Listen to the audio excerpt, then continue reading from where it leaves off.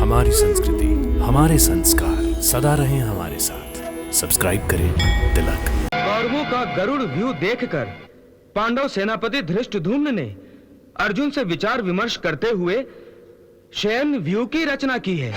बाकी सेना द्रोणाचार्य के आदेश का पालन कर रही है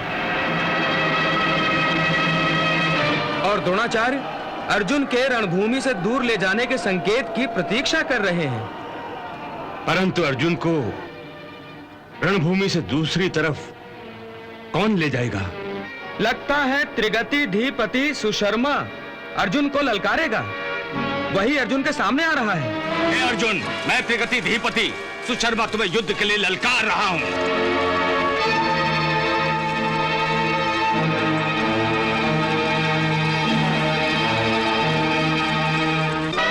आज मैं तुम्हारा वध करके अपने मित्र दुर्योधन को तुम्हारी लाश भेंट करना चाहता हूं।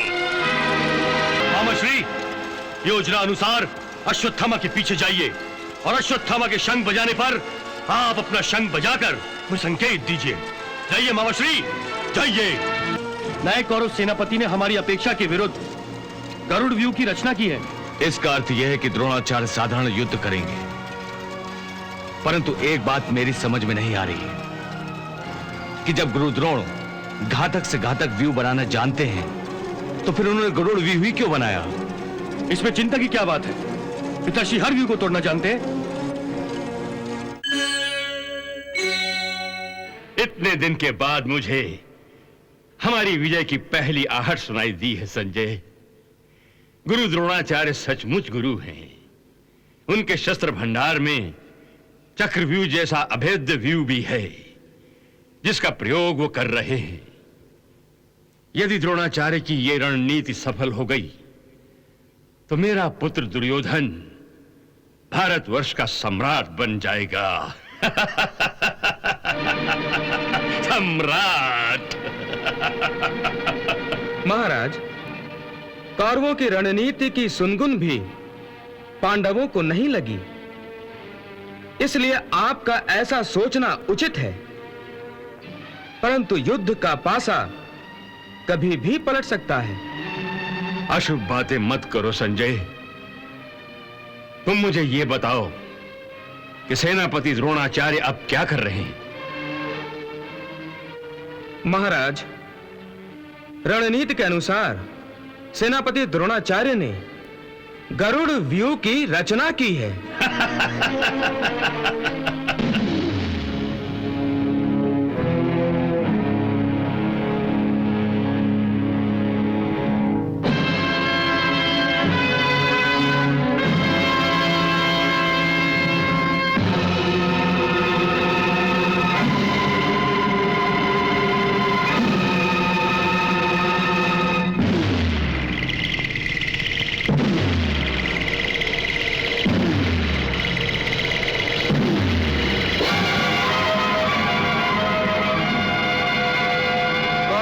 गरुड़ व्यू देखकर पांडव सेनापति धृष्टद्युम्न ने अर्जुन से विचार विमर्श करते हुए शयन व्यू की रचना की है।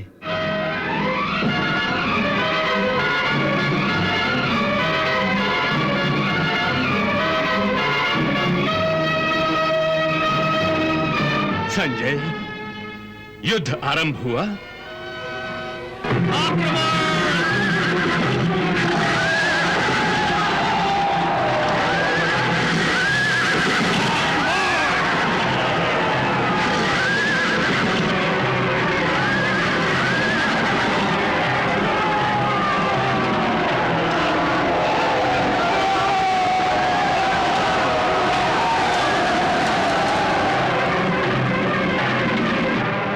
रुको सारथी।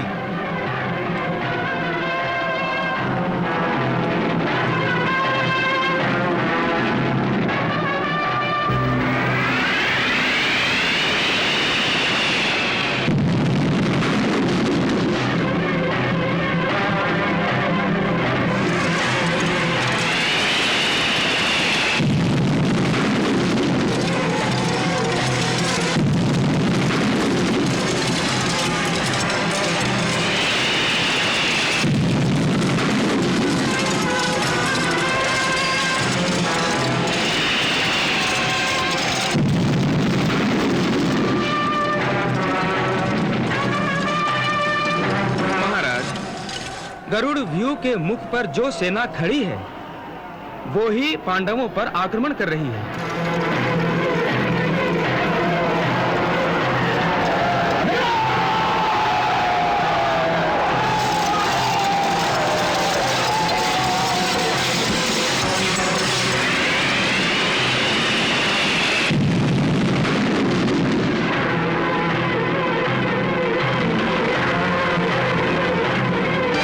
बाकी सेना द्रोणाचार्य के आदेश का पालन कर रही है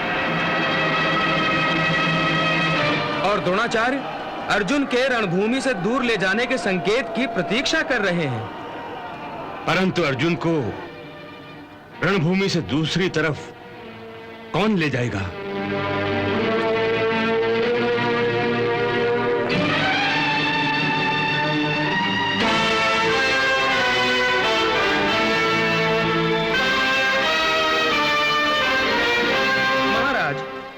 लगता है त्रिगति धीपति सुशर्मा अर्जुन को ललकारेगा। वही अर्जुन के सामने आ रहा है।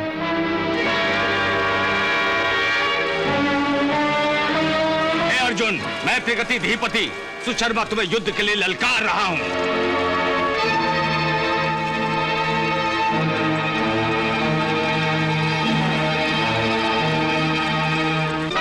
आज मैं तुम्हारा वध करके अपने मित्र दुर्योधन को तुम्हारी लाश भेंट करना चाहता हूं। संजय, द्रोणाचार्य के फेंके हुए जाल में क्या अर्जुन फंस जाएगा? यदि सच्चे क्षत्रिय हो तो मुझसे युद्ध करो। मैं और मेरी सेना रणभूमि की दक्षिण दिशा में तुम्हारी प्रतीक्षा कर रहे हैं। वहां हमारे युद्ध में कोई बाधा नहीं डालेगा। चलो सारथी।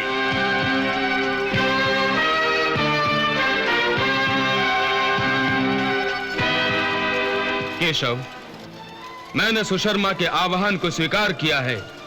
उसने मेरी शूरवीरता को ललकारा है। मैं उसे उत्तर अवश्य दूंगा। तुम मेरा रथ उसके पास ले चलो।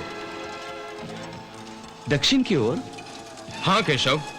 परंतु अर्जुन, हम मुख्य रणभूमि से दूर हो जाएंगे और पता नहीं कब महाराज युधिष्ठिर को तुम्हारी आवश्यकता पड़ जाए। सुशर्मा का वध करने में समय ही कितना लगेगा। हम शीघ्र ही लौट आएंगे केशव। नहीं तो लोग मुझे कायर समझेंगे और एक क्षत्रिय होकर युद्ध के निमंत्रण को स्वीकार न करना तो अधर्म होगा। इसलिए तुम मेरे रथ को दक्षिणी छोर पर ले चलो।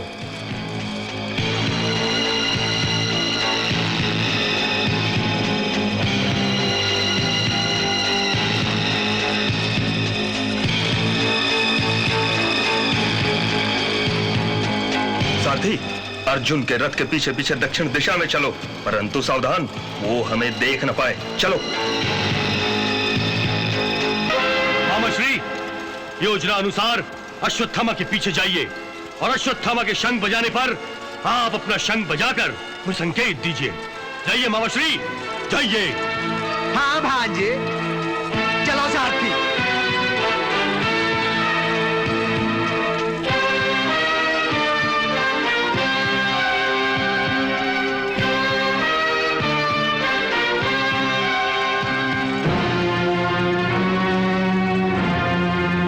जी, नए कौरव सेनापति ने हमारी अपेक्षा के विरुद्ध गरुड़ व्यू की रचना की है। इसका अर्थ यह है कि द्रोणाचार्य साधारण युद्ध करेंगे। परंतु एक बात मेरी समझ में नहीं आ रही है कि जब गुरु द्रोण घातक से घातक व्यू बनाना जानते हैं तो फिर उन्होंने गरुड़ व्यू ही क्यों बनाया? इसमें चिंता की क्या बात है? पिताश्री हर व्यू को तोड़ना जानते हैं। परंतु अर्जुन है कहां?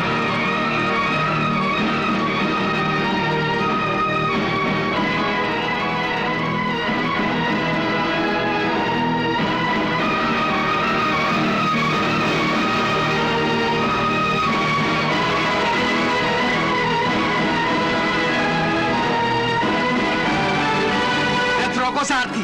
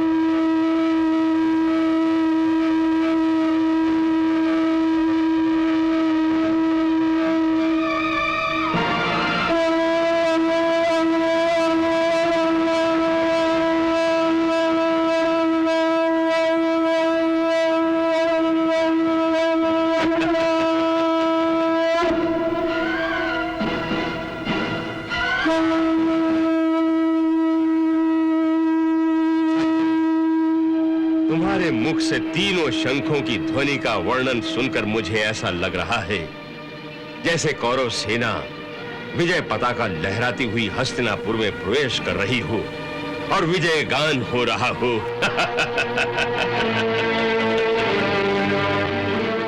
कृपाचार्य, सेना नायकों को गरुड़व्यूह को चक्रव्यूह में बदलने का संकेत दीजिए।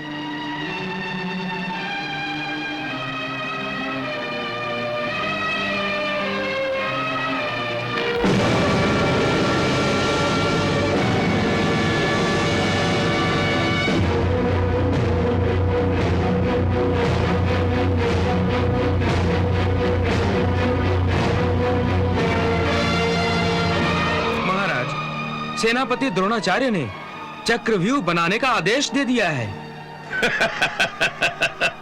अब तो पांडव सेना फंस जाएगी इस चक्रव्यूह में। अर्जुन भी दूर किनारे पर चला गया है। अब क्या करेगा युधिष्ठिर?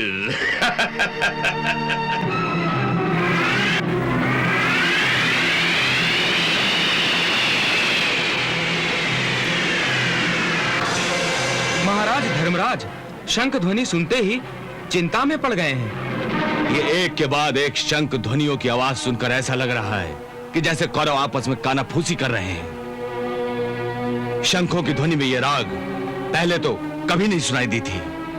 कहीं दुर्योधन युद्ध सभा की भांति युद्ध भूमि में कोई छल का खेल न खेल जाए। ये सब क्या हो रहा है?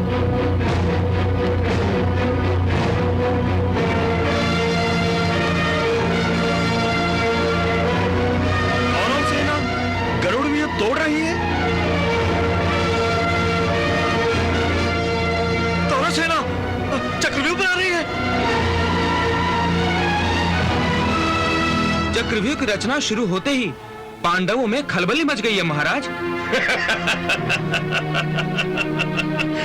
मारे जाएंगे पांडव, मारे जाएंगे।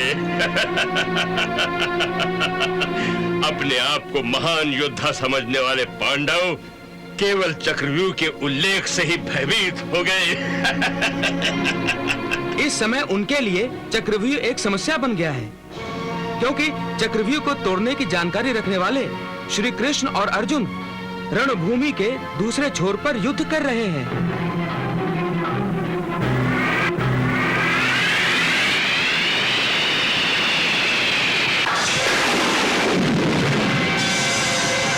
अर्थात चक्रव्यूह की रचना करने से पूर्व ही द्रोणाचार्य ने जो चतुराई का चक्रव्यूह रचाया था उसमें फंस गए हैं पांडव।